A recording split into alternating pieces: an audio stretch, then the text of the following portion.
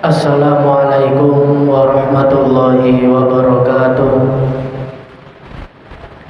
Alhamdulillah, alhamdulillahilladzi hadana lihada wa ma kunna linahtadiya laula an hadana Allah. Asyhadu an la ilaha illallah wahdahu la syarikalah wa asyhadu anna Muhammadan abduhu wa rasuluh. Allahumma salli wa sallim wa barik ala nabiyyina Muhammad wa ala alihi wa ashabihi ajma'in, amma ba'du. Hadirin Bapak Ibu jamaah sekalian yang dirahmati dan dimuliakan oleh Allah Subhanahu wa taala. Pertama, marilah kita panjatkan puja dan puji syukur kehadirat Allah Subhanahu wa taala yang telah memberikan karunia dan hidayahnya sehingga pada kesempatan sore hari ini kita semuanya dapat berkumpul bersama, dapat bertolakul ilmi bersama, yakni bisa hadir bersama untuk berkumpul di masjid yang mulia ini dalam keadaan sehat walafiat. Semoga apa yang kita niatkan, apa yang kita langkahkan ini senantiasa mendapat karunia dan ridho dari Allah Subhanahu wa taala. Kemudian yang kedua, salat serta salam semoga senantiasa terlimpah curahkan kepada junjungan kita Nabi Muhammad sallallahu alaihi wasallam beserta keluarganya, para sahabat-sahabatnya serta kaum mukminin dan mukminat yang senantiasa taat dan patuh kepadanya. Hadirin Bapak Ibu jamaah sekalian yang dirahmati oleh Allah Subhanahu wa taala, melanjutkan edisi hadis yang kemarin. Langsung saja, a'udzubillahi minasyaitonirrajim. Bismillahirrahmanirrahim. An Abdullah bin Mas'udin qala Rasulullah sallallahu alaihi wasallam, man qara'a harfan min kitabillah falahu hasanah wal hasanatu bi asyri amsalihha. La aqulu alif lam mim harfun, walakin alifu harfun wa lamu harfun wa mimu harfun. Rawahu Tirmizi wa qala hadisun hasan sahih. Artinya diriwayatkan dari Abdullah bin Mas'ud radhiyallahu anhu, ia berkata bahwa Rasulullah sallallahu alaihi wasallam bersabda, barang siapa yang membaca Al-Qur'an satu huruf, maka Allah Subhanahu wa taala akan menuliskan untuknya satu kebaikan, dan satu kebaikan itu akan dilipat gandakan menjadi 10 kali lipat. Aku tidak mengatakan alif lam mim itu satu huruf, tetapi alif satu huruf, lam satu huruf, dan mim satu huruf. Hadis riwayat At-Tirmizi, dan ia berkata hadis ini hasan sahih. Hadirin Bapak Ibu jamaah yang dirahmati dan dimuliakan oleh Allah Subhanahu wa taala, hadis ini menjelaskan bahwa salah satu keutamaan ketika kita membaca Al-Quran, ketika kita berinteraksi dengan Al-Quran, maka kata Nabi Shallallahu Alaihi Wasallam, satu hurufnya Allah akan menuliskannya satu kebaikan, dan satu kebaikan itu akan Allah lipat gandakan menjadi 10 kebaikan. Misalkan kita membaca Bismillahirrahmanirrahim. Nah, kata Bismillahirrahmanirrahim ini kurang lebih sebanyak 18 kata. Maka 18 kata ini Allah Subhanahu wa taala akan memberikan 18 kebaikan pahala. Dan Allah Subhanahu wa taala akan melipat gandakan 18 kebaikan pahala ini menjadi 10 kali lipat. Ini hadisnya hasan, ya, hadisnya sahih. Wal hasanatu bi asyri amsalihha.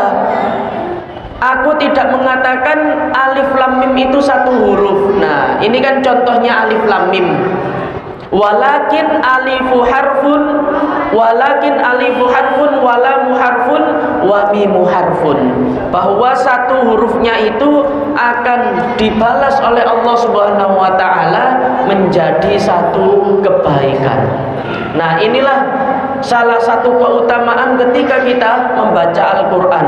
Betapa banyak pahala yang dapat kita raih, sehingga dari Al-Qur'an inilah kita semuanya dapat mengetahui sisi manfaat dan keutamaannya. Hadirin Bapak Ibu jamaah yang dirahmati dan dimuliakan oleh Allah Subhanahu wa taala. Lanjut hadis yang berikutnya, a'udzubillahi minasyaitonirrajim, an Abdillah bani Amrin bin Aus radhiyallahu anhuma anin nabiyyi sallallahu alaihi wasallam qala yuqalu li sahibil Qur'an iqra wartaqi warattil kama kunta turattilu fid dunya fa inna manzilataka indal akhiri ayatin taqra'uha.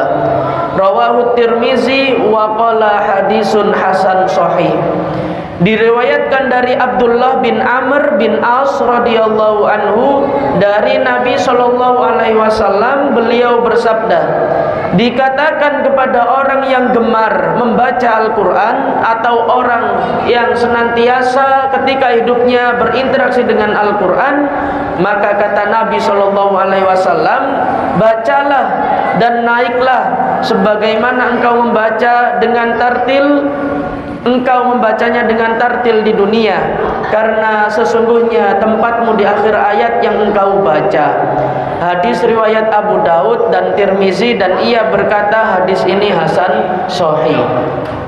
Lagi-lagi kita membahas tentang keutamaan ketika kita berinteraksi dengan Al-Qur'an.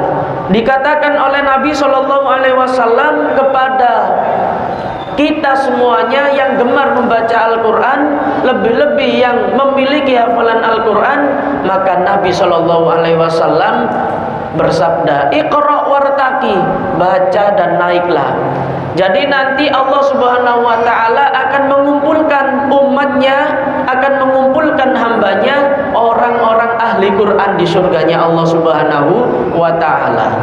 Seperti yang kita bahas kemarin, bahwa Allah Subhanahu wa taala akan menyediakan pintu khusus, yakni bagi orang-orang yang gemar berpuasa, yakni pintu Royan. Begitupun juga ketika kita benar-benar berinteraksi dengan Al-Qur'an, Allah Subhanahu wa taala akan menggolongkan umatnya atau hambanya ke dalam surga khusus, dan dikatakan oleh Allah Subhanahu wa taala, Iqra wartaqi, baca dan naiklah, warattil kama kunta turattilu fid dunya, sebagaimana engkau membacanya dengan tartil ketika engkau hidup di dunia. Nah, fa inna manzilataka indal akhiri ayatin taqra'uha, karena sesungguhnya derajatmu di surga itu berada di akhir ayat yang engkau baca.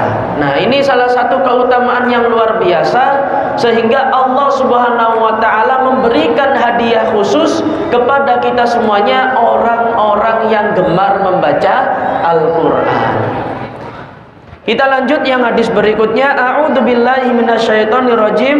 An Abi Hurairah radhiyallahu anhu qala qala Rasulullah sallallahu alaihi wasallam, wa majtama'a qaumun fi baitin min buyutillah yatluna kitaballah wa yatadarasulahu yanhum illa nazalat alaihimus sakinah wa ghasyiyatuhumur rahmah wa hafathumul malaikah wa dzakarahumullahu fi man indah. Rawahu Muslim. Diriwayatkan dari Abu Hurairah radhiyallahu anhu bahwa ia berkata, Rasulullah sallallahu alaihi wasallam bersabda, tidaklah suatu kaum berkumpul di salah satu rumah Allah, mereka membaca dan mempelajari kitabullah, kecuali akan turun kepada mereka ketenangan. Mereka dinaungi oleh rahmat Allah, para malaikat Allah mengelilingi mereka, dan Allah akan menyebut-nyebut mereka di hadapan para malaikat yang ada di dekatnya. Hadis riwayat Muslim. Nah, hadis ini menggambarkan menunjukkan bahwa seperti ini, ketika kita berkumpul di rumah Allah, di masjid Allah dalam rangka kita bertolabul ilmi, maka Allah Subhanahu wa taala akan menurunkan atau akan memberikan setidaknya 4 keutamaan yang bisa kita raih. Jadi seketika niat kita ini lillahi ta'ala, mengharap kepada Allah Subhanahu wa ta'ala, ya, seperti ini ya, berkumpul di rumah Allah, di masjid Allah seperti ini, atau majelis ilmu ya, maka Allah Subhanahu wa ta'ala akan menurunkan yang pertama, illa nazalat alaihimus sakinah. Allah Subhanahu wa taala akan menurunkan kepada mereka ketenangan. Nah, nggih. Makanya orang ngaji orang nek wis ngaji ngumpul teng masjid riyen seperti ini, maka Allah Subhanahu wa taala akan memberikan ketenangan, nggih. Terus yang kedua, wa ghasyiyatuhumur rahmah, dan mereka akan dilindungi rahmat Allah Subhanahu wa taala. Nah, keutamaan yang pertama tadi, Allah akan memberikan ketenangan kepada kita. Yang kedua, Allah akan menurunkan rahmat kepada kita. Nah, ini ya. Karena apa? Jarang sekali orang meraih rahmat dan hidayah Allah Subhanahu wa taala, di mana lagi kalau bukan di masjid. Di mana lagi kalau bukan di tempat ibadah ya, tempat yang dimuliakan oleh Allah Subhanahu wa taala. Dan yang ketiga, wahafathumul malaikah, dan Allah dan malaikatnya akan mengelilingi mereka. Nah, jadi kita ini dilindungi para malaikat. Bahkan yang keempat, wa dzakarahumullahu fi man indah, dan Allah akan menyebut-nyebut mereka di hadapan para malaikat yang ada di dekatnya. Nah, lihatlah para malaikat, ini loh ada umatku, ini loh ada hambaku, orang-orang yang masih istiqomah untuk apa? Bersilaturahim, bertolabul ilmi, berkumpul di masjid seperti ini, ya. Walaupun hanya beberapa menit, yang penting nilainya luar biasa. Yang pertama, Allah akan memberikan rahmat kepada kita. Yang kedua, Allah akan memberikan ketenangan kepada kita. Yang ketiga, para malaikat akan menyebut-nyebut kita. Dan yang keempat, Allah Subhanahu wa taala akan memberikan informasi bahwa malaikat sedang berkumpul di sini juga. Nah, ya. Hadis riwayat Imam Muslim. Kita lanjut. A'udzubillahi minasyaitonirrajim. An Umar bin Khattab radhiyallahu anhu qala, anin nabiyyi sallallahu alaihi wasallam qala, innallaha yarfa'u bihadzal kitab aqwaman wa yad'u bihi akharin. Rawahu Muslim. Diriwayatkan dari Umar bin Khattab radhiyallahu anhu bahwa Nabi sallallahu alaihi wasallam bersabda, sesungguhnya dengan kitab ini Allah akan mengangkat satu kaum, dan dengannya pula Allah merendahkan kaum yang lain. Hadis riwayat Muslim. Nah, ini satu hadis lagi nggih. Ini menjelaskan bahwa ketika kita berinteraksi dengan Al-Qur'an, ketika kita gemar membaca Al-Qur'an, disertai dengan niat yang benar, disertai dengan hati yang tulus mengharap ridho dari Allah Subhanahu wa taala, maka kata Allah, yarfa'u bihadzal kitab, Allah Subhanahu wa taala akan mengangkat derajat kita, ya. Allah Subhanahu wa taala akan mengangkat derajat kita, entah itu yang di dunia ataupun yang lebih-lebih di akhirat. Dan ini sudah nyata hadirin ya. Kita lihat anak-anak kecil ya, anak-anak yang SD ya, mereka dikaruniai hafalan Quran ya, ada yang 5 juz, 10 juz, 15 juz. Karena mereka tulus menghafalkan Al-Quran, maka suatu ketika anak tersebut diberikan hadiah umroh ya. Itu di RCTI itu ya, di Hafiz Indonesia. Nah, itu kan banyak. Bahkan mohon maaf, di antara mereka ada yang keterbatasan dari tubuhnya. Nggih napa mboten?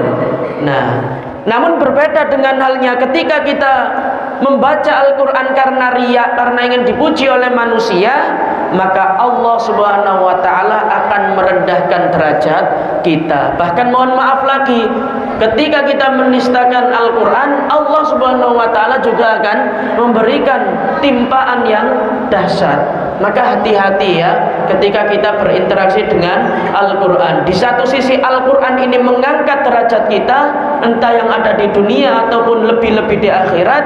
Di satu sisi ketika kita niatkan Al-Quran ini hanya untuk semata-mata riya, semata-mata sombong, bahkan menistakan isi Al-Quran, maka Allah Subhanahu wa ta'ala akan merendahkan derajat orang tersebut ya. Hadis riwayat Imam Muslim. Inilah 4 hadis yang bisa kita kaji bersama ya.